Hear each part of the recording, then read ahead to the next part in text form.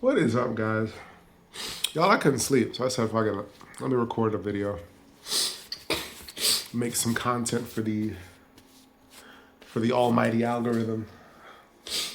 And I just wanted to highlight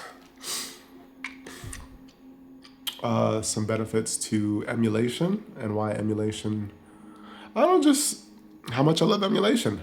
Yesterday, I was going through the PlayStation Days of Play, I think is the sale. I'm gonna put this on my wish list. I played the first one. That game is lit. Yeah, that game is lit.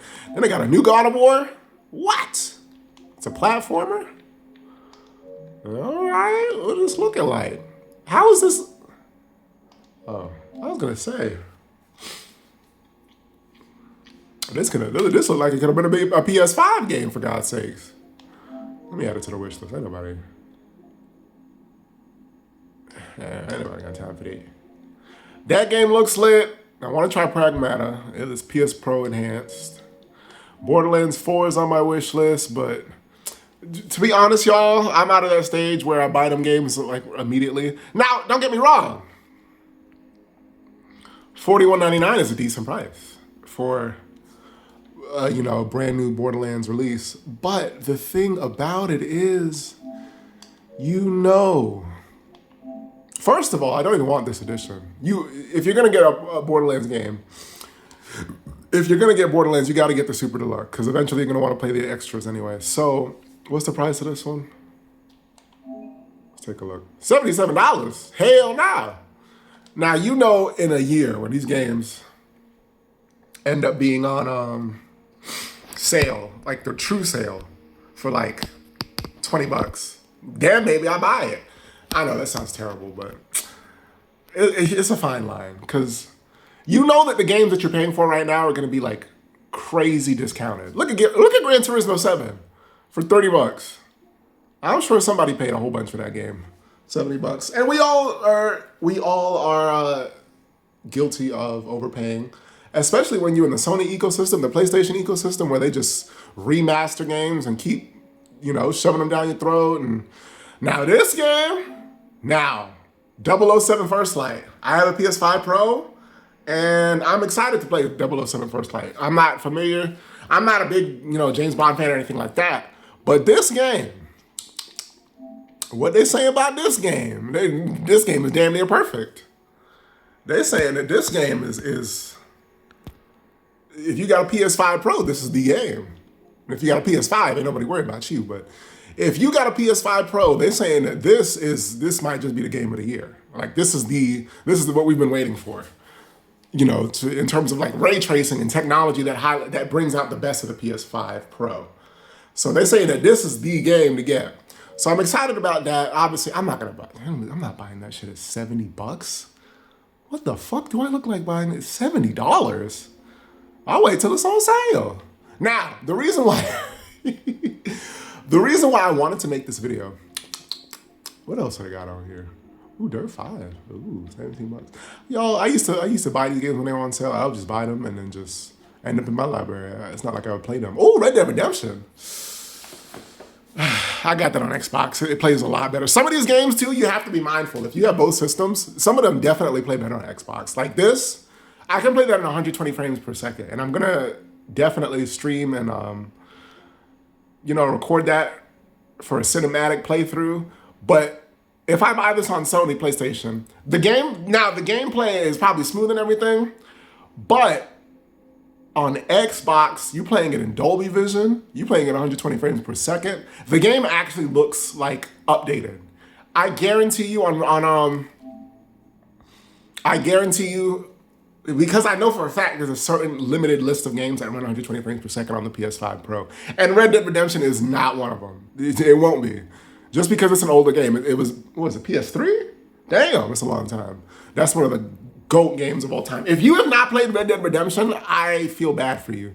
Because that is one of the quintessential games of my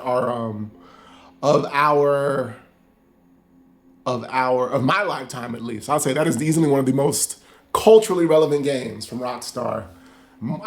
Damn near up there with Grand Theft Auto. Anywho, I'm rambling. The reason why I wanted to come on here and record a video is because I noticed this in the store yesterday. And I said to myself, boy, this game looks kind of cool. I noticed it said console archives, right? So I said to myself, oh, good old Sony. The game came out on PS1 and they're going to charge me $12 to buy it, right? And play it and experience it for the first time. So I'm thinking to myself, I'm like, wait a minute, hold on. This came out on PS1. I can't help but think I have a device that can play these retro games. Because the game looks fun, but the fuck I look like paying $12 and it came out, this game came out, for it to come out on the PS1, 90s, 2000s, I don't know when it came out, and my phone, I can't Google it right now, but this game it looks good. It looks like a lot of fun. And I said to myself, you know what? Instead of me buying this for $12, a PS1 game for $12, right? Because Sony knows full well that they could easily, Sony shouldn't charge more than $5 for this game. I mean, let's just be real. For a game that was released on the PS1, there should be no PS1 games being sold digitally for more than $5. Unless it's like Final Fantasy VII or something. But even that, it's like, it's old. These games are like 15, 20 years old. Why are you charging $10 plus? Sony, kiss my ass. So you know what I did? Boop. Let me turn your attention to this neat little device here. I downloaded it, and I downloaded a whole bunch of PS1 games to play on my AIM Thor. The first one being this one, but Final Fantasy VII, I'm excited to play that. Anywho, boop. And what do we have here?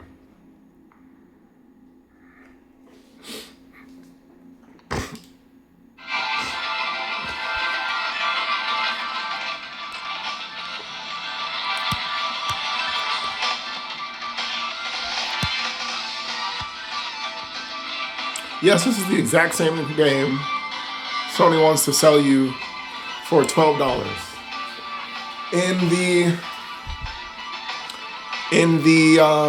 Play Store. The exact same game. The exact same game. Not remastered, not nothing. It's the exact same game. And I was just like, I said, no, let me make a video highlighting the fact that I could just download all these games and just play them ad nauseum on my AIM Thor. I don't have to pay. You just download the ROM, and install a emulator in RetroArch. It doesn't take that much time, and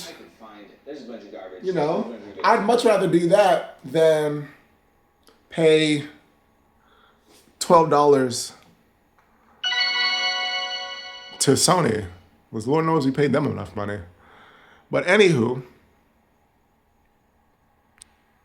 Yeah.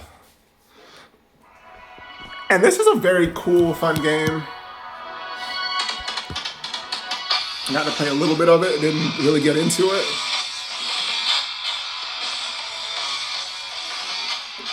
But from the looks of it, there's something that if I bought it,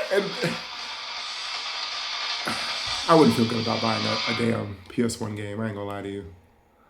I would not feel good about that. So instead of doing that, hold on, I want something in the background. Boop. Okay. As you can see here, sorry for the delay. Sorry for the delay. Let's get things going. Oh, there we go.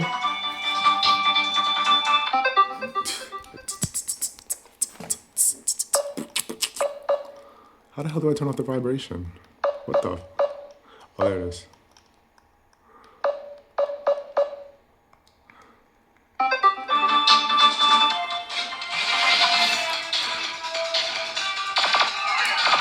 Woohoo! The exact same game Sony wanted to charge me for. Kiss my ass, Sony. Uh-oh.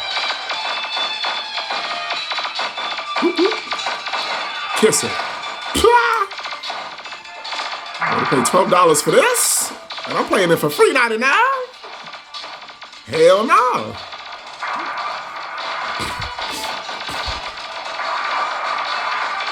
Play this for free $99, baby. Because it is a cool looking game. It looks like a lot of fun. But this is something I wouldn't want to have on my console though. In reality, this looks like something I can just take on, that you want to take on the go and be able to just play it casually. This ain't something that you want to, oh, it's just attached to the console. You can only play it on your, oh, damn. Got my ass. Chatting, talking, that's what you get.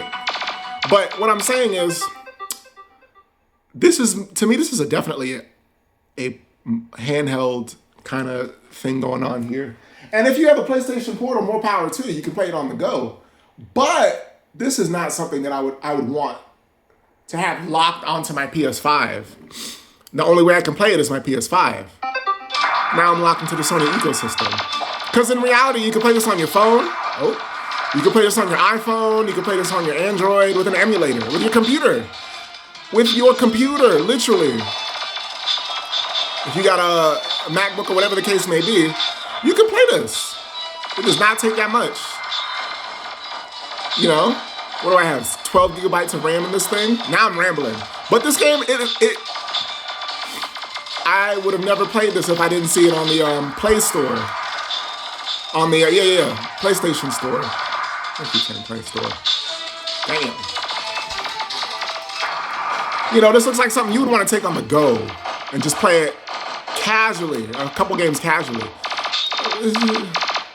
The only way I can play this is if I have the PlayStation 5 and my PlayStation Portal is the only way to take it on the go. Oh, sheesh. Is that a boss? Oh, shit. Oh, snap. Maybe I can beat this boss for you guys before I get out of here and head to the gym. Whoa, buddy. Hey there.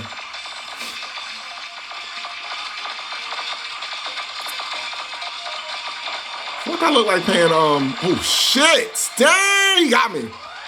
No! Come on. Dang, how the fuck? There's just so much going on. Oh my gosh. Dang. Was that not the boss? Oh, that was the boss. That was the boss. Yeah, Sony, please. I'm having fun for free. For free $99, baby. There you go. It cost me nothing. It cost me 1 credit, a virtual credit. Now we in stage 2. You see that? And the best part about it, shoot. No, let me not even make that claim. Wait a minute. I can just come up here. You know what? I gotta go. Save state. This thing is gonna load right up to where I left it. You can't do that on the PlayStation. I can guarantee you that. You cannot do that on the PlayStation. Hey, no ifs, ands, or buts. You cannot do that on the, you can do that on the Xbox. Yeah, you can do that on the Series X, but you're not gonna do that on the PlayStation 5. There's no quick resume. So anywho, that's all. I just want to come out here, show y'all what I got going on. Like I said, emulation is very important. It's to be appreciated for its utility. And the fact that these gaming giants like Sony and Microsoft, they've got no hesitation or qualms about charging you. I'm gonna let you finish. Just focus on the PlayStation 5. And I got over there some lights. These huge companies have no qualms, because they care about their bottom line, their profits. They've got no qualms charging you $12 for a game they put out 25 years ago, because they know somebody's gonna be willing to pay it. And emulation just puts all that to rest. So like I said, guys, ain't nobody paying no damn $12, $12.99 for no PS1 game? Are you serious, Sony? Really?